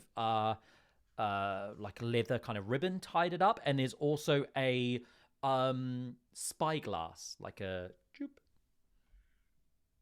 as well as this gem. I'll go straight for the gem, the Psy crystal. Yeah. As soon as you grab that gem, even louder in your mind, you hear Noidaloid down, emergency protocols enabled, crude safe but vessel imperiled, Psy crystal needers come at once, Noidaloid down, and it just repeats over and over and over in your mind. Okay. Is there anything else to grab? Yeah, there's a pile of gold and copper. Silver and copper, and there's the spyglass, as well as a spell scroll and a satchel. I'll try and grab it all as much as I can, or encourage others to. If it's near where the dragon went down, then I will 100% do that. And then while we're grabbing it, be like, we need to leave, but helping. Cool. So is everyone going to use their actions to try and grab up as much as possible? There's probably not a way out. I'm going to grab Baskia by the shoulder and say, there may be no way out. Protect yourself, and I will protect you too. You can totally do this. I'm going to cast protection from energy. Ooh. So for an hour, as long as I can concentrate, you will have resistance to cold. Do you already have that? Yes, I was going to say maybe don't. Jesus. Just because I don't use I to waste won't the spell slot. For yourself. I appreciate. Can you just, Oh, yeah. For, Should I cast it on me? Cast it on yourself. You Can I cast gotta it love on me? yourself more, Granny. Yeah. You can be holding me at the same time like you're doing it on me, but actually do it on yourself. I'll just say, perhaps there is nowhere to run, and I'll cast it on myself. Great. And There's stick it always now. somewhere to run. Pignut, you grab the crystal, and you have that sort of crackling. You feel this strong pull out to the west. Baskia, what do you grab? Do you grab coins? Do you grab the spyglass, the sort of golden spyglass, or do you grab the spell scroll, or do you grab the little wallet of leather? Oh Jesus.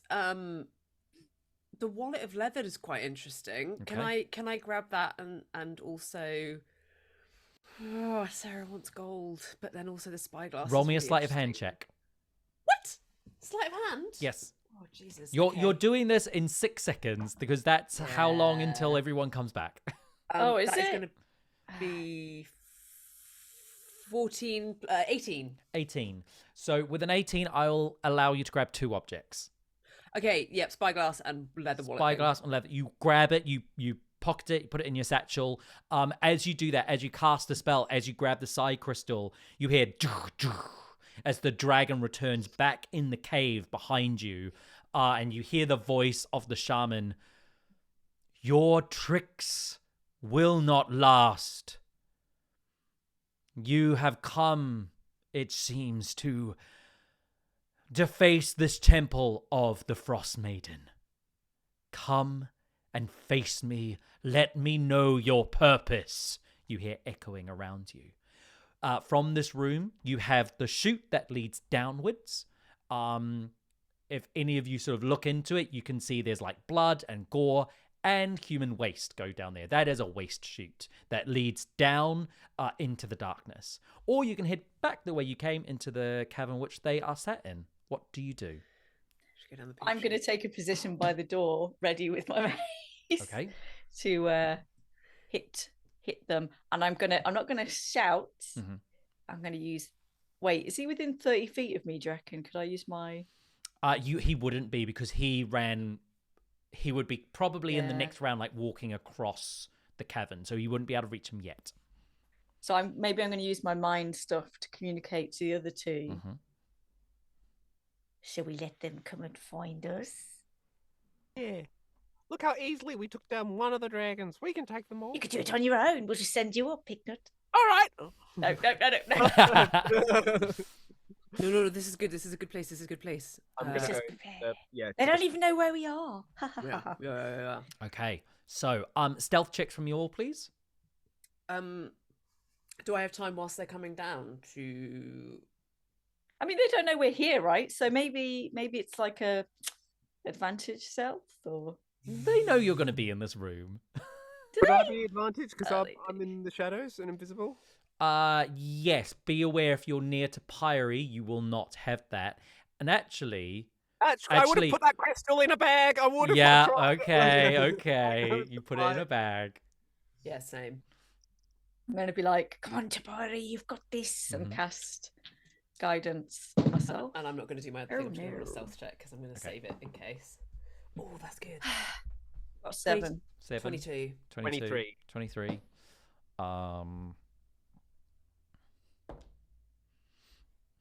You hear coming down the heavy footfalls of the dragon coming down the icy slope. You also hear, "I am not afraid of you. As long I am not afraid of you. Oriel will protect me. I have nothing to fear from you." As the dragon steps down and opens its maw into the room, ready to release an ice breath. However, Pignut and Topiary, you go first. What are you doing? Great. I'm going to smack it on the head. I'm going to shoot into its mouth. Okay. Ooh. Can I get attack rolls from both of you? Advantage for Pignut, Topiary. It's straight roll from you. 15. 10. 15 misses. 10 misses. You have a second strike, I believe, Pignut. 24. 24 hits. Oh, could I bonus action put my hunter's mark Yep. onto dragon? And 9 plus 5. 14. 14 damage. And then stay in the shadows. Lovely. The dragon, seeing the creature on the other wormling on the ground, lets out a cry of distress. You see the white breath fills the room. I need everyone to roll a Constitution saving throw.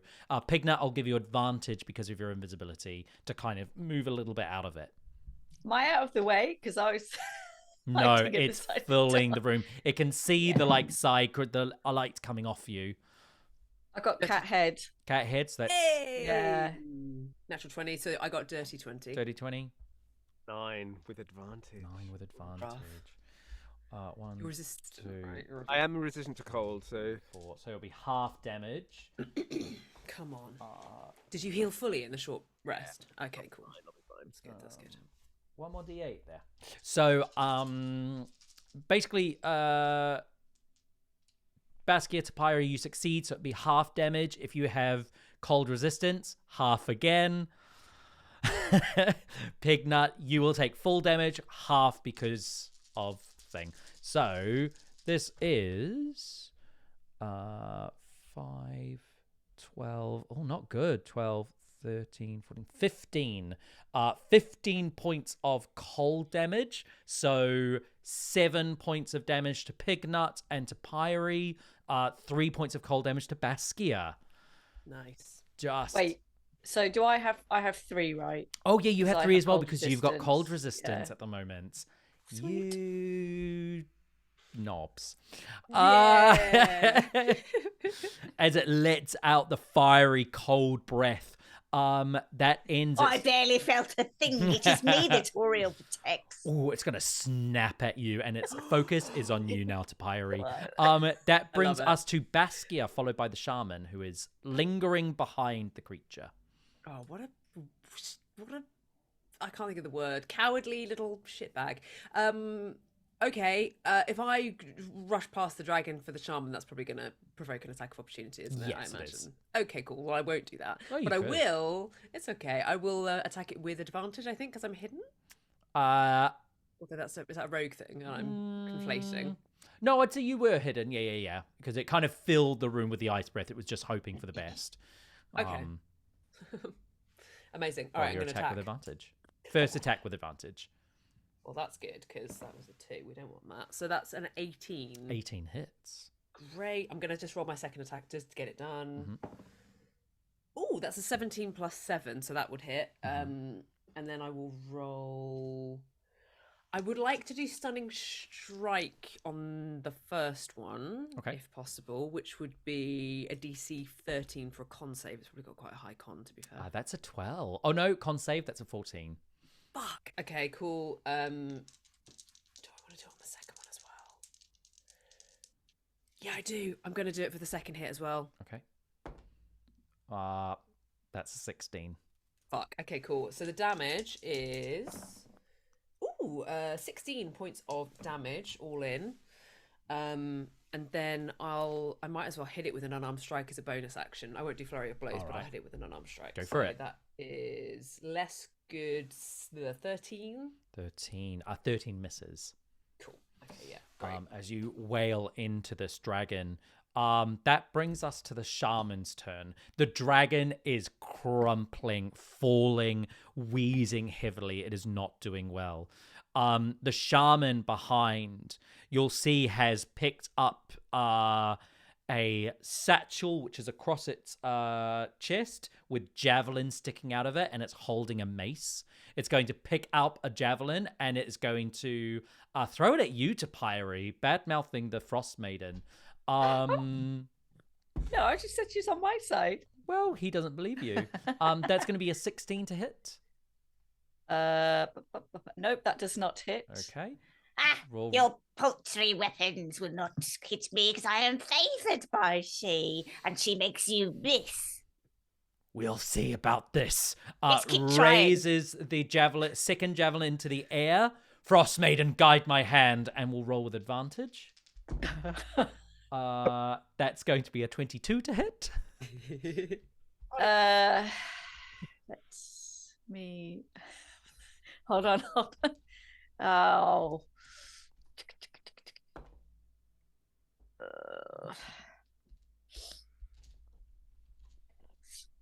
Bollocks. Which is going to be 9. No, it's gonna hit me. It's yeah, gonna hit me. 9 piercing damage, plus 1 that I've already halved this. 1 cold damage. And I need you to make a Constitution saving throw. I barely felt that at all. Oh shit, 5. 5.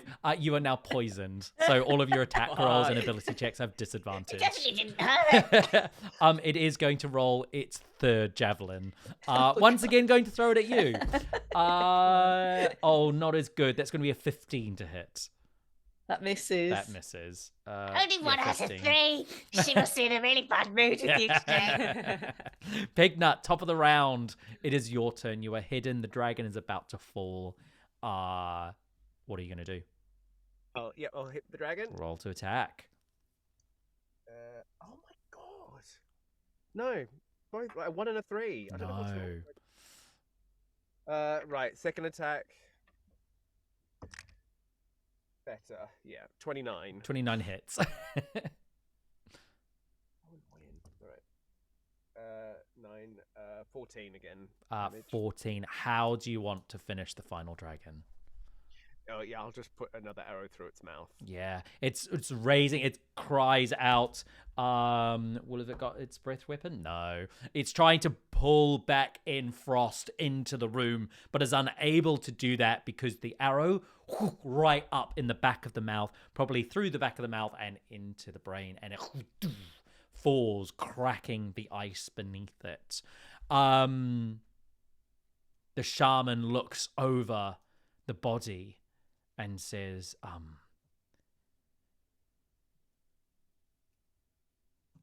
it is a shame that the Frostmaiden did not bless these 2 younglings. But perhaps now you will meet the ire of their mother. Topiary, it is your turn, unless Pignut, you're doing anything else. Nope. Pignut? Topiary, sorry? Oh dear. How far is the? I could reach the shaman, right? 30 feet up the slope, because I think you're down at the bottom and he's at the top. So you would have to roll a dex save to get up there because of the ice. Okay. What I will do instead, I'm going to cast Baskia, you're up after this. 2nd level spiritual weapon over his head. Great. To come smashing down. Is that my bonus action? It says casting time, one bonus action. Bonus action. Right. Roll your attack for it as well.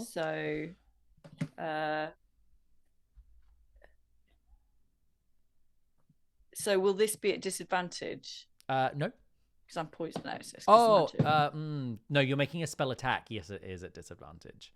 Right, well, I've got cat butt. So I can't get worse than that. So and then for I your guess it misses. action, what would you like to do? I have from... How would this work for me? I've got a javelin myself from when we collected the weapons. So it would be it's your strength. In this moment, we'll just say you're proficient for the hell of it. So your strength plus your proficiency to hit. And it would be at disadvantage. Right, so... Yes, I want to throw that. It's poisonous. It's poisonous? Oh. Yeah, well, it's one of theirs. I mean, it doesn't matter because I've rolled badly. So, 8... 14. 14 hits. Roll. He has barely any clothes on. There's no armor there. Roll your So roll 1d6 plus your strength, and he's going to make a con save. 1d6 plus my strength. Yes. That is 7. 7. He saves against the poison. And he takes 7 points of damage. Is it the modifier or the number of the strength? It's the modifier. Oh, so it's +1, okay. And I will say... See these weapons that the Frostmaiden was blessing us with too? Except we're way better than you. And I want to just shift behind them. Yeah, fair enough. Like surreptitiously hide. As you do and it hits him, he sees the weapon and he pulls it out. Ugh. Interesting. We'll see how long you last until you are corrupted by this metal.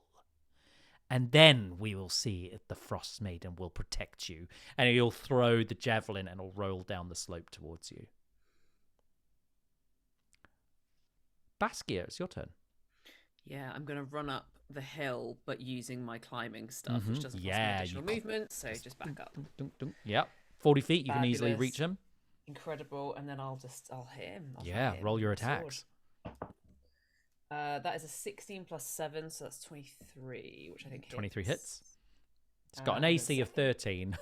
Okay, great. And the second attack, is a natural 14, so that's fine. How rough does he look? You're looking rough. All right, well, I won't do the stunning strike on the...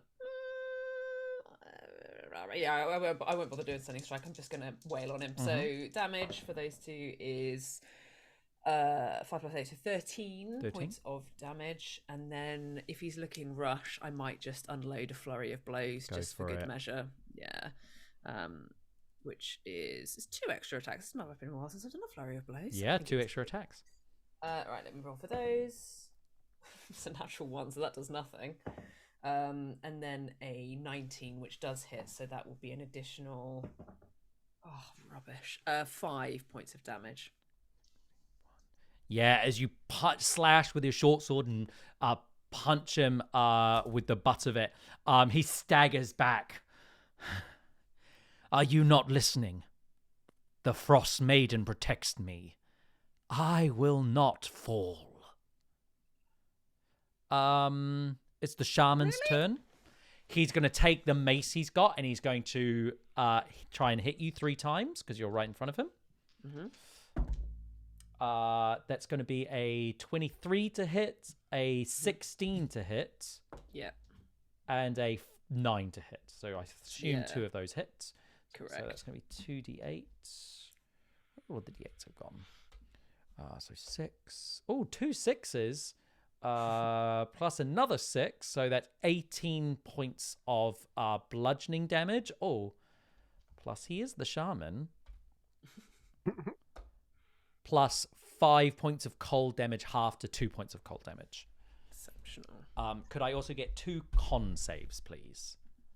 2 con saves, yes. 1, 10.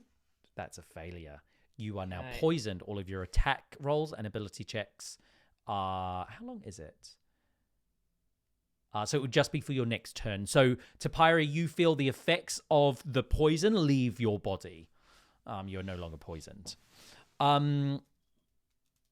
As he hits you multiple times, he smiles and says, your offering was useless, by the way. I do not frolic with these frost druids. Yeah, no shit. Yeah, no, Pignut, it is your turn. Can I see him from where I am, or do I need to run up? You have to run out so you get a line of sight on him. Yeah, sure, I will. And then I assume I'm out of the shadow. Oh no, I'm in shadow. If I'm within Topiary's thing, he's got torchlight because he can't see. So I'd say you would be entering the torchlight to get a good line of sight on him. To try and attack. Okay. I roll both at the same time. Natural 1 and 20. 20 hits with your hunter's mark. Are you doing that as well? Yeah. Bonus action hunter's mark. Thanks. And then 9. I got it again. 14. 14. How do you want to do this? I assume I heard him say that I can't die. The Frostmaiden protects you. Yeah. Oh, I want to say something really cool. I can't think of anything really cool to say. Fuck, just die! I don't know. Fuck!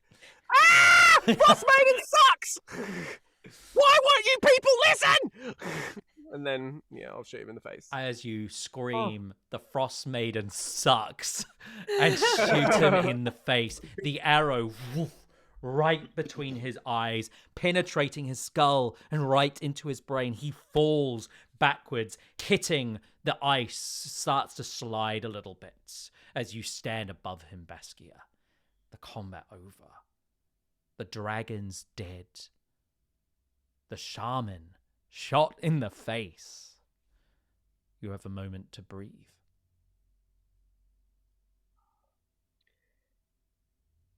I'll stare at Pignut a little bit just from that tirade, like, whoa. And then be like, I know this is horrible, but should we cut off his head if he thinks he's going to come back? Okay, your face Makes a your face says we surprising shouldn't- amount of sense. Do it, Baskia. You won't have time, as he stands up and he pulls the arrow out of his head and throws it to the ground and stands in front of you I will straight and away attack him. smiles. That's where we're ending. Oh no. I'm just thinking about how we escape. We're not fighting 2 dragons and a shaman, surely. They're wormlings. It's fine. Okay. See you in a sec. Lord. Oh my god. Yeah, we're all gonna die. It's just a pity that I've forgotten how to talk. I mean, I do have like -2 to all charisma. Yeah, so it makes sense. Makes kind of makes sense, but also I just